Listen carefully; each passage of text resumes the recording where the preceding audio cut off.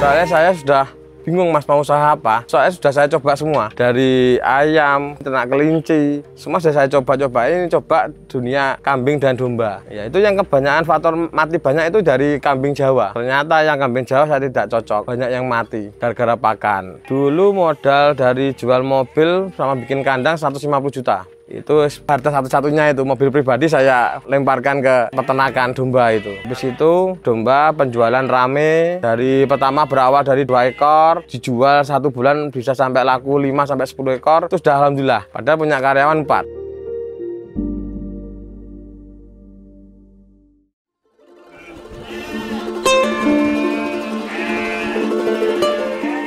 Assalamualaikum warahmatullahi wabarakatuh. Perkenalkan, nama saya Ogi Tony Wirawan dari owner Farm Nusantara Jaya Farm. Lokasi di alamat Blitar, Lingi, Desa Bening, Utara Rumah Sakit Putih Resuden, pinggir jalan raya. Sekarang usia 33. Berdirinya farm ini mulai 2022, jalan 4 tahun. Sebelum sudah nikah. Sebelumnya saya usaha dari perburungan, jualan burung, datangkan burung dari Kalimantan, dari Batam. Nah, habis itu jualan burung sepi, akhirnya beralih ke domba. Karena faktor kemarin kan ada corona, jadi gantangan-gantangan semuanya ditutup. Akhirnya ganti haluan ke domba. Dulu masih 2 ekor Mas, ternak domba itu, dibuat iseng-iseng. Ya terus habis itu domba penjualannya bagus, akhirnya banting setir haluan. Di burung 7 tahun, jual beli mulai kecil sampai merambat sampai ke luar pulau, cari burung-burung dari sana, akhirnya saya ngepul, akhirnya saya sebagai supplier yang dikenal di Blitar, akhirnya punya nama, akhirnya yaitu langsung jualnya cepat, lancar. Kalau untuk domba sebenarnya buat iseng aja, kalau ndak kena COVID corona itu mungkin masih jualan burung, iya. Menjanjikan Mas, alhamdulillah prospeknya bagus. Waktu itu omset per bulan itu untuk kotor bisa 1 M. Burung murai batu, burung kacer, burung cicak rawa, burung cicak hijau. Saya kan cuma agen ngepul gitu Mas. 1 bulan tuh soalnya sekali datang itu langsung kan kolian Mas. Langsung 500 ekor, 1000 ekor, 2000 ekor. Nanti langsung ada banyak-banyak bakul yang datang. Penjualan cuma via online dulu. Sempat saya tuh jualan keliling ke pasar-pasar. Habis itu ada di online ke Facebook, akhirnya rame. Banyak bakul yang datang. Itu sekitar kurang lebih 200 juta dari jualan burung. Terus akhirnya usaha burung, gulung tikar, gara-gara bukan gulung tikar sih sebenarnya, masih tetap sukses. Buat bangun rumah habisnya itu. Jadi hasilnya dari burung itu saya buat beli tanah, saya bangun. Terus yang kedua, saya mikir kalau bangun pasti nanti modalnya kan lama-lama kan habis. Terus akhirnya kena COVID juga, akhirnya sampai kolap Mas. Saya akhirnya ternak domba itu iseng harus banting setir ke dunia domba mungkin ini. Dunia burung sudah sepi, dunia domba. Untuk kolap enggak rugi Mas, cuma habis untuk bangun rumah. Jadi tidak ada kerugian. Jadi modalnya buat bangun rumah habis, utang-utang tuh pada tidak ada yang bayar, kan saya utang-utangkan dulu Mas burungnya itu. Sampai sekarang belum bayar orang-orang. Iya, namanya usaha Mas. Soalnya kan anggapannya orang-orang bilangnya itu mati, tidak mau bayar, ada yang kabur, nggak mau bayar. Mungkin kurang lebih sekitaran 500 juta Mas. Tapi kan itu udah untungnya. Dulu kan saya cuma jualan itu kan ada yang modali dari bosnya. Modalnya itu kan berawal dari 2 ekor Mas ya. Saya 2 ekor itu beli babon anak jenis cross texel.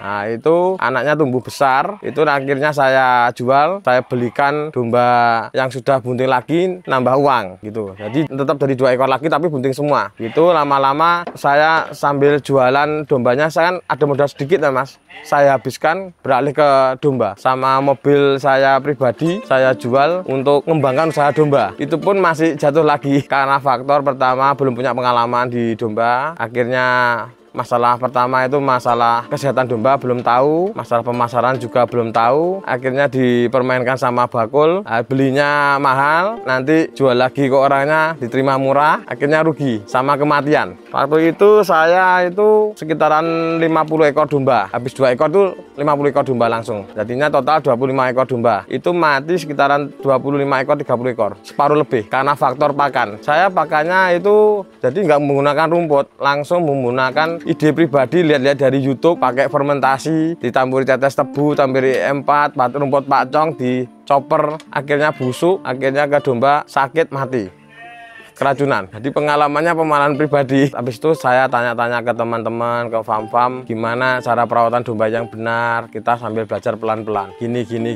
Kalau domba itu kalau masih kecil, harus dipakan, harus hijauan. Jangan dikasih pakan-pakan kering. Nanti takutnya mencret, mati gitu Mas. Akhirnya dari kerugian banyak ya setiap hari ngarit cari rumput. Waktu itu saya punya karyawan 4. Total domba tinggal 25-30 ekor lah. Itu aja nanti buat bayar karyawan apa bisa nanti. Saya akhirnya banting setir ke nggak jadi ternak, langsung trading, langsung penjualan. Saya jual masih rugi. Ada yang cuma kerja bakti pernah gitu Mas. Tapi kan saya punya pengalaman kalau harga domba itu gini, permainannya domba kayak gini. Saya tetap berjuang lah, intinya itu tetap usaha ini harus maju. Iya, bertahan. Pengen coba utang bank kemana-mana, nggak di ACC, soalnya kan nggak punya nama. Di dunia perbankan nggak punya nama gitu loh Mas. Saudara juga nggak mendukung. Jadi cuma gimana ya, tadi beli jual gitu Mas. Jadi sampai benar-benar berkembang. Dari tahun 2022 itu mulai gencar-gencar dunia domba di Blitar. Itu karena aku lihat di YouTube kok peternakan kok menjanjikan ternak domba daripada ayam. Ayam dulu pernah sempat mati juga rugi, tapi kan itu hasil dari burung. Jadi coba-coba Mas, saya itu semuanya hewan saya coba-coba, saya pelihara. Dulu pernah dari ikan, ayam, burung, terus merambat ke hewan-hewan yang agak langka-langka tapi yang impor. Itu terus sama domba. Cobalah ini domba ini bisa sukses apa enggak gitu. Soalnya saya sudah bingung Mas mau usaha apa. Soalnya sudah saya coba semua. Dari ayam, ternak kelinci, perikanan, ternak ikan koi. Semua sudah saya coba-coba. Ini coba dunia kambing dan domba. Ya itu yang kebanyakan faktor mati banyak itu dari kambing Jawa. Jadi dulu tuh saya pelihara 2 jenis. Dari domba sama kambing Jawa. Ternyata yang kambing Jawa saya tidak cocok. Banyak yang mati gara-gara pakan. Habis itu jual ke orangnya lagi biar tidak mati banyak. Ternyata malah rugi besar. Dulu modal dari jual mobil sama bikin kandang 150 juta. Itu harta satu-satunya itu mobil pribadi saya lemparkan ke peternakan domba itu. Habis itu domba penjualan rame. Dari pertama berawal dari 2 ekor, dijual 1 bulan bisa sampai laku 5-10 ekor. Itu sudah alhamdulillah. Padahal punya karyawan 4. Nanti kalau nggak laku, jual ada selaku-lakunya buat bayar karyawan. Soalnya gimana sudah berani punya usaha, mengerjakan karyawan harus bisa membayar. Alhamdulillah dari situ mulai rame, dikenal. Saya akhirnya membentuk kelompok domba di Blitar, intinya sekarang jadi pelopornya lah di Kota Blitar. Akhirnya domba langsung rame, viral di Kota Blitar. Dari membangun kelompok, saya mengadakan event kontes, didukung sama pihak kepala desa, suruh ngisi acara untuk memperkenalkan. Jadi kontes pertama di Kota Blitar saya yang pencetusnya ya, intinya yang ramekan di dunia kelompok domba di Blitar. Akhirnya orang-orang petani-petani langsung dari feedbacknya penjual saya tambah rame. Banyak yang minta 10 ekor, 20 ekor. Saya tarik DP, saya kan modal kandang cuma tinggal itu aja. Saya belanjakan kan rata-rata domba itu yang banyak di daerah Jember, Banyuwangi ya Mas ya. Jadi saya belanja di situ, belanja cuma 10-20 ekor, pulang besok belajar lagi, mumpung banyak pesanan rame. Lama-lama saya enak fokus trading daripada breeding. Kalau breeding kan lama waktunya Mas. Kalau trading nanti domba laku 20 ekor bisa nambah lagi di 25 ekor keuntungannya. Kalau kita breeding akhirnya agak lama lah, 5 bulan sampai 6 bulan. Dari situ sampai banyak sampai di populasi 100 ekor. Akhirnya ada temen ngasih dana lah, investor lah. Itu membantu saya, akhirnya didukung sama beliau, akhirnya tambah banyak di 200, 300, sampai sekarang populasi bisa sampai 1000. Temen lah intinya, dia tuh lihat saya itu kok nelongso, iya kok usahanya kok nggak bisa maju. Habis dari situ kan dulu teman akrab lah, habis itu didukung, kasih modal, nanti pembagian. Alhamdulillah sekarang modal pribadi, dari populasi 50 ekor. Berawal dari 2 ekor tadi kan iseng, sampai sekarang sampai 1000 ekor. Kalau di sini jenis dombanya, jenis domba lokal, jenis domba merino, jenis domba cross texel, sampai texel full blood pun juga ada. Dari Dorper, Sulfok, semuanya ada Mas. Garut ada. Jadi semua saya jenis di sini saya kompliti. Jadi mulai harga yang termurah sampai termahal kita redikan. Termurah di harga 500.000. Itu cemplay, kecil. Ya, kadang kan orang-orang kan ada yang minta harga murah. usia lepas sapi itu domba lokal. Ya, paling termahal harganya 80 juta. Itu domba impor dari Inggris, jenisnya Suffolk sama Beltek dari Belanda, domba Texel full blood. Ya, itu ada. Kemarin laku cepet, alhamdulillah itu. Dari situ saya merambat ke impor. Sebenarnya sih saya pengen fokusnya aku domba lokal, mengembangkan domba lokal. Tapi kalau kita nggak mengikuti zaman, nggak mengikuti arus di dunia bisnis perdombaan, akhirnya nanti nggak mungkin bisa besar. Saya silangkan. Padahal di kelompok kita itu mengunggulkan domba asli Indonesia. Tapi kita tetap nanti disilangkan kan dengan hasil anakannya kan bisa menurunkan harga anakannya, kualitasnya bagus di domba itu. Berbedanya sih tambah sibuk waktunya, masih pola makannya itu mas, tambah ribet, tambah banyak. Iya. Kalau dengan segi SOP ya mas, kalau domba itu kasih pakan kering, pakan silase sudah cukup. Kalau kita cari rumput dengan populasi banyak mungkin nggak bisa mas. Kalau makanya di orang-orang petani-petani domba populasinya di bawah 50 pasti bagus-bagus daripada yang 1000 ekor. Tapi 1000 ekor pun bisa menjamin bagus juga, kondisi sehat semua. Kalau kita standar SOP-nya pakan tercukupi, alhamdulillah dombanya nyaman, boleh nggak mati. Saya ikut umumnya orang-orang itu akhirnya mas, pakai kebun jagung, dicopper di silase, cuma itu aja dikasih konsentrat, nggak neko-neko. Itu aja nanti per kilonya ketemu cuma Rp2.000. Itu untuk domba sudah cukup. Kalau untuk 2 kali makan pagi dan sore mungkin di 4.000 sudah cukup untuk ternak. Kalau kita pakan pakai full hijauan, yang cari rumputnya yang susah mas. Ya, yang kedua nanti lebih mahal rumput, itu lebih murah ke pakan kering jadi kayak gitu. Ya, menurut saya itu mas. Kadang ada orang-orang beli pakan kering mahal, takutnya nanti dijual murah. Kalau kita bisa memanajemen pakannya mungkin insya Allah tidak rugi. Kuncinya kalau untuk ternak domba dengan populasi besar ya itu mas, yang kita harus bisa memanajemen pola pakannya. Pakannya itu harus standar, kebutuhan domba sudah tercukupi, itu sudah aman mas, alhamdulillah itu. Kalau untuk kesehatan saya belajar otodidak, pengalaman dari teman-teman, cara nyuntik domba gimana, cara perawatan gitu. Dengan populasi sekian ini untuk kematian alhamdulillah sekarang udah berkurang, nggak terlalu banyak lah, dia laku. Ya saya bawa ke pasar dengan posting, ngonten gitu mas. Dari situ saya pertama ngundang untuk YouTube Sahabat Sapi. Dari situ lama-lama dikenal sama orang, banyak permintaan, dari penjualan mulai semakin banyak. Sampai hari ini pun penjualan sudah mencapai 1000 ekor per bulan keluar masuk domba. Permintaan ke supplier-supplier, ke bakul-bakul gitu. Saya soalnya kan kalau ngambil keuntungan cuma sedikit mas. Yang penting berputar uangnya biar cepat berkembang. Kalau sama bakul itu oper nota itu cuma 50.000. Kalau sekali ambil kadang 50, kadang 75, satu armada kan 75 ekor mas, satu muatan. Cuma situ. Saya tekuni mas. Soalnya saya pikirnya harus punya pasar dulu gitu mas ya. Nanti kalau keuntungan kita banyak itu nanti dipikir belakangan mas. Yang penting intinya kalau bisnis kan yang penting harus siap berani rugi dulu, cari nama dulu, cari sebanyak mungkin market di dunia domba, punya pasar, habis itu kita tinggal mainkan harga lagi kembali. Kalau saya prinsipnya gitu maksudnya mas. Sekarang tinggal cuma jual domba aja sama pakan jadi aja. Kalau di toko itu saya kasih produk pakan jadi dari pabrik-pabrik sama silase, cuma itu aja mas. Jadi usahanya cuma maton domba ini aja. Kalau per kilo harga 1.200 untuk silase ya. Dari petani itu dikirim ke sini cuma harga Rp500, Rp600 gitu. Kita giling, kita kemas, kita jual. Ini membutuhkan tim 8 orang.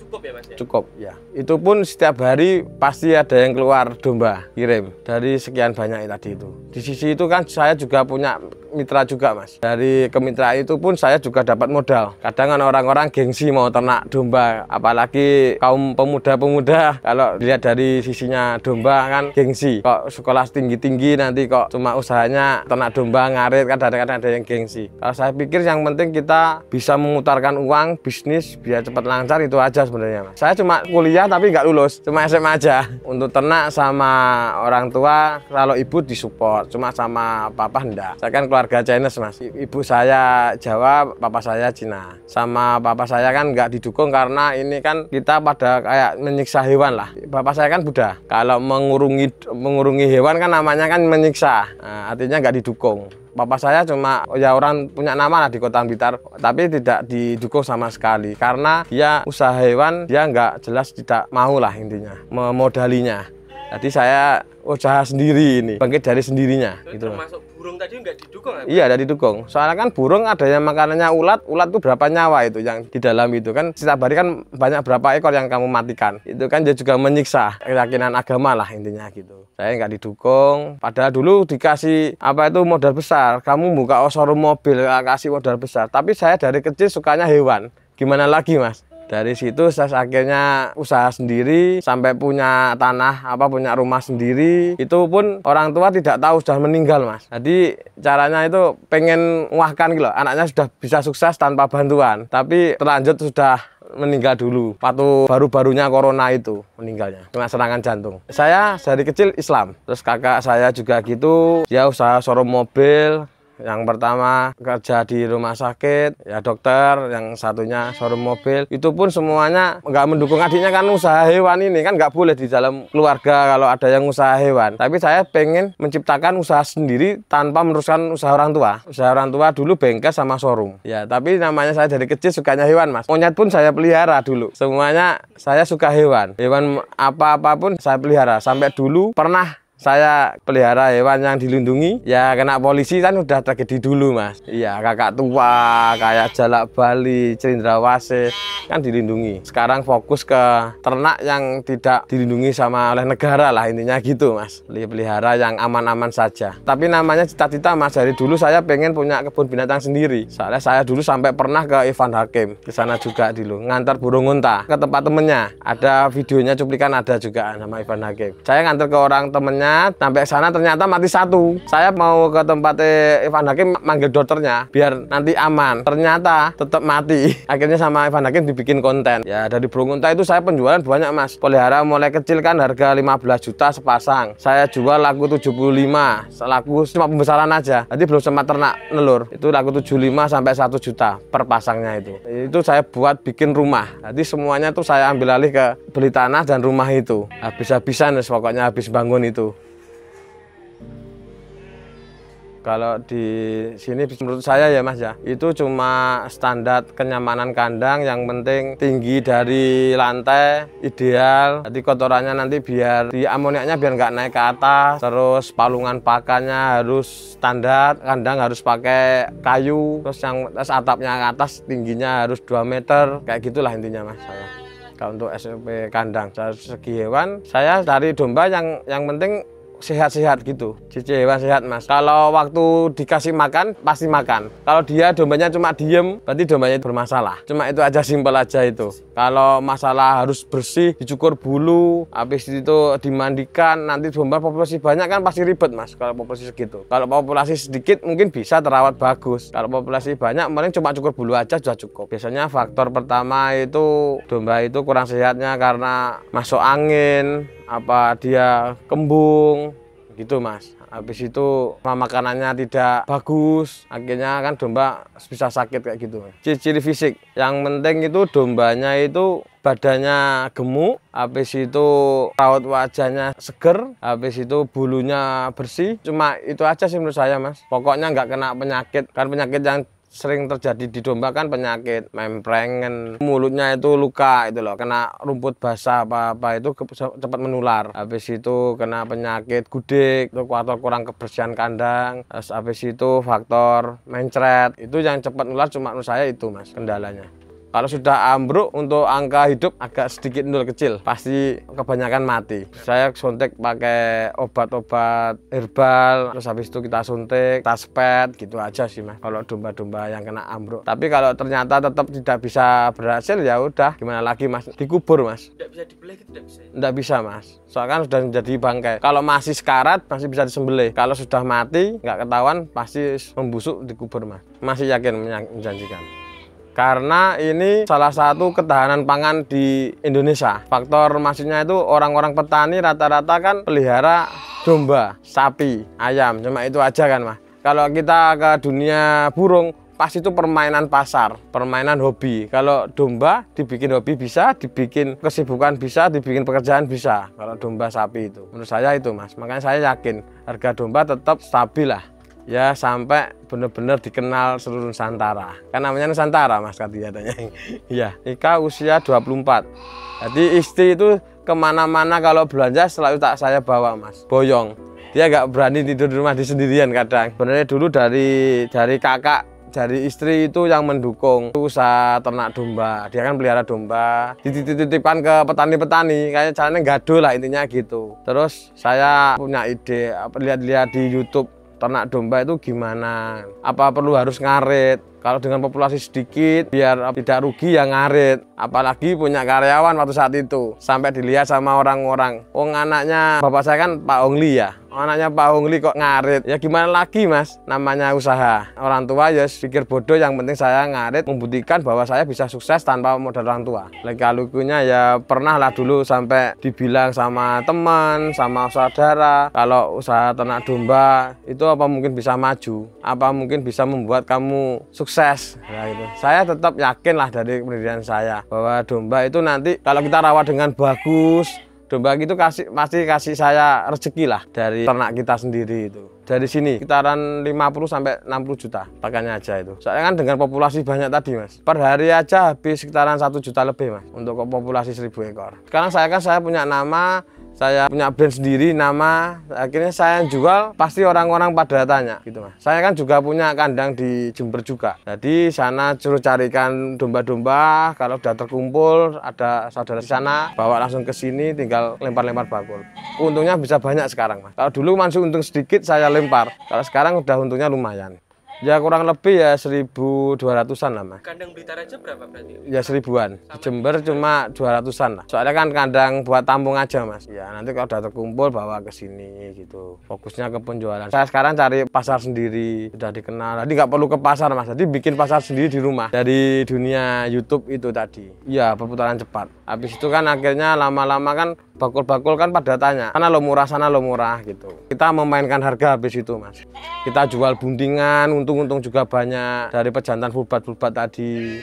Kan disilangkan mas, domba lokal sama domba impor disilangkan. Nanti kan keluaran anakannya bagus. Jual paketan, ada yang nggak bisa beli yang harga mahal, nanti silangan-silangannya itu. Saya bikin nama Nusantara ini ya gara-gara pengen memajukan domba di seluruh Indonesia, di Nusantara gitu mas.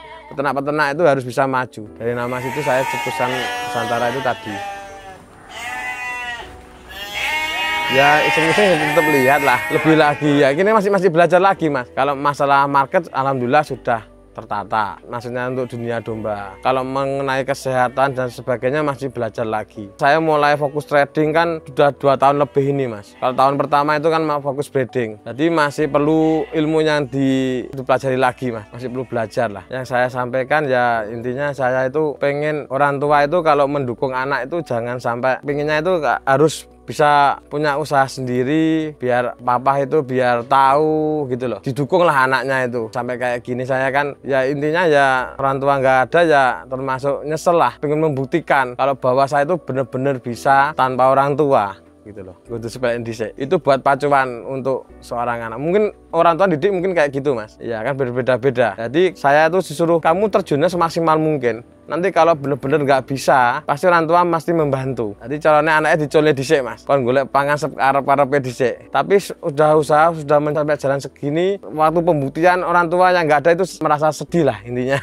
Biar tahu lah orang tua itu, biar tahu kalau anaknya bisa berhasil punya usaha ini gitu mas. Sama orang tua sudah terlanjur tidak ada, gimana lagi mas. Ya intinya kalau saya sih pengennya pemuda saat ini jangan malu beternak domba dan sapi. Soal itu suatu usaha, menciptakan usaha sendiri. Tidak perlu kita kerja di orang gitu lah intinya gitu mas. Harus punya lapangan kerja sendiri, harus bisa semangat lah motivasinya untuk peternak muda. Awalnya harus pertama ya harus punya bank pakan, kalau masih baru ya mas ya, harus punya bank pakan, kandang, sama lihat harga domba dulu, mengenali harga pasar dulu mas. Biar nanti biar nggak terblonyok kayak saya lah intinya, kalah di awal. Harus tahu cara kesehatan domba gitu mas. Harus bener-bener cara merawat domba itu harus tahu dulu. Yang kedua baru marketnya. Kalau sudah dipelajari, monggo bisa beli domba. Beli dengan farm yang ternama. Maksudnya itu beli farm yang sudah jelas recommended lah intinya, itu yang jelas lah, yang terpercaya lah intinya gitu mas. Jangan beli asal ke yang lain-lain, nanti belum tahu marketnya, susah penjualannya. Kebanyakan sih untuk peternak pemula tuh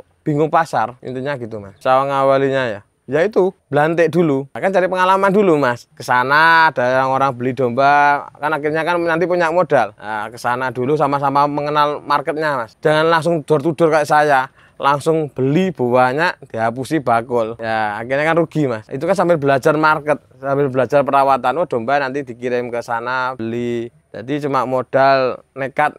Mungkin bisa juga untuk ternak domba. Kami punya domba impor yang jenis dari Inggris, namanya Suffolk. Domba Suffolk itu salah satu ikon di Nusantara. Kenapa kok satu dari ikon Nusantara? Harganya yang pertama mahal, yang kedua itu salah satu domba terbaik di Kota Blitar. Domba ekstrim lah, ininya gitu, domba berat. Di situ kan saya sering ikut kontes, ngadakan event untuk mendongkrak harga domba biar bagus lah. Saya tangan kedua, Mas. Saya nempel, kalau impor harus banyak populasinya gitu, Mas. Jadi nempel satu tapi yang benar-benar yang bagus. Itu sampai ditawar harga 1 juta, Mas, itu. Yang 1 ekor itu, Mas. Soalnya sering ikut kontes. Ya, yang kedua domba jenis tekstil itu yang dari Belanda. Salah satu untuk merubah genetik bagus peternak di Indonesia biar dagingnya kualitasnya biar bagus lah, intinya domba-dombanya biar unggul. Ada sertifikatnya komplit semua ya. Domba Dorper kan sudah mungkin di seluruh farm kebanyakan sudah menyebar. Kan yang agak jarang ini kan domba Texel full blood, jenis Suffolk full blood itu masih jarang lah itu. Kalau dari saya sih yang penting intinya ternak domba itu harus tekun, harus tanggung jawab, harus hobi dulu, harus konsisten, jangan bimbang lah intinya gitu, Mas. Dipantau, jadi nggak harus sekedar cuma kasih makan, harus kita itu kalau bisa lihat sekilas lah untuk kasih makan, dilihat dombanya itu. Jadi biar ada interaksi antara tuannya sama dombanya, itu harus punya interaksi lah, harus menyayangi. Insya Allah itu mungkin bisa berhasil sukses. Untuk peternak-peternak ya harus benar-benar dijaga perawatannya, harus punya bank pakan, harus disiapkan. Jangan menyerah, pasti ada lika-liku. Semua butuh proses. Kalau untuk usaha ini awal-awal saya bingung masalah limbahnya itu nanti dibuang kemana. Akhirnya saya kelola, saya produksi. Jadi limbahnya itu dibuat untuk pupuk pertanian. Alhamdulillah banyak permintaan dari pertanian, dari warga-warga yang cari pupuk, dan kebanyakan rata-rata diambil mentahnya untuk limbah. Jadi nggak bingung masalah koinnya. Nah, ternyata untuk domba itu koinnya benar-benar bermanfaat untuk pertanian. Untuk permintaan koi alhamdulillah meningkat drastis sampai bisa jual ke luar kota, bisa sampai jual ke Batu. Itu tempat wisata itu banyak sana pertanian membutuhkan koi dari domba atau kambing, sampai orang-orang ambil ke sini sendiri. Jadi sebelum sempat kirim sudah banyak yang ambil untuk kotorannya domba itu. Alhamdulillah saat ini usaha tetap berjalan lancar sampai fokus ke penjualan dombanya itu. Saya Oki Tony Wirawan dari owner Nusantara Jaya Farm, beralamat Blitar Lingi, nomor HP 081234599407. Terima kasih. Wassalamualaikum warahmatullahi wabarakatuh.